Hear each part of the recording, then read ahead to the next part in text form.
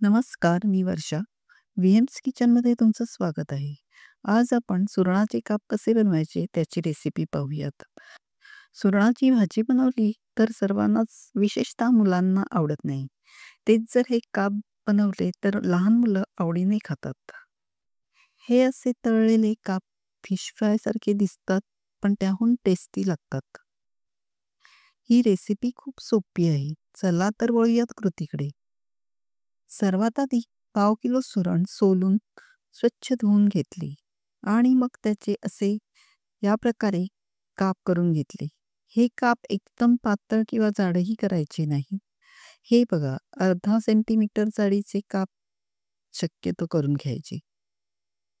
आता या कापांवर 1 ते 2 चमचे लाल तिखट, अर्धा चमचा हळद, 1 चमचा धणे पावडर आणि चवीपुरेसे मीठ घालून हाताने सगळे कापांना व्यवस्थित चोळून घ्यायचे. मग 2 चमचे कोकम आगळ सर्व कापांवर शिंपडून हाताने थापून चोळून घ्यायचे.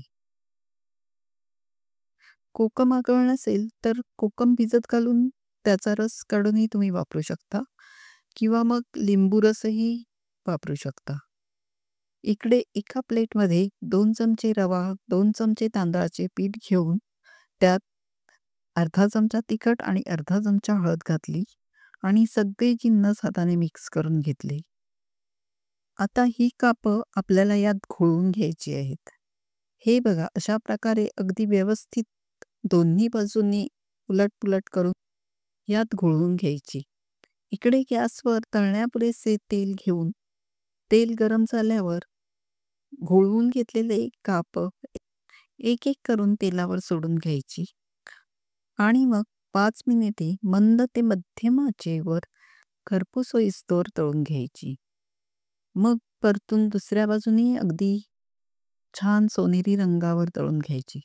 बघा किती सुंदर रंग आला आहे तो आणि किती छान दिसतायत. जणू काही व्हेज फिश फ्रायच. मुलंही ही अशी खुसखुशीत फ्राय केलेली पौष्टिक अशी सुरणाची कापं आवडीने खातील. व्हिडिओ आवडला तर या प्लेलिस्टवर क्लिक करून चॅनलला नक्की लाईक आणि सबस्क्राईब करून कमेंट करा. धन्यवाद.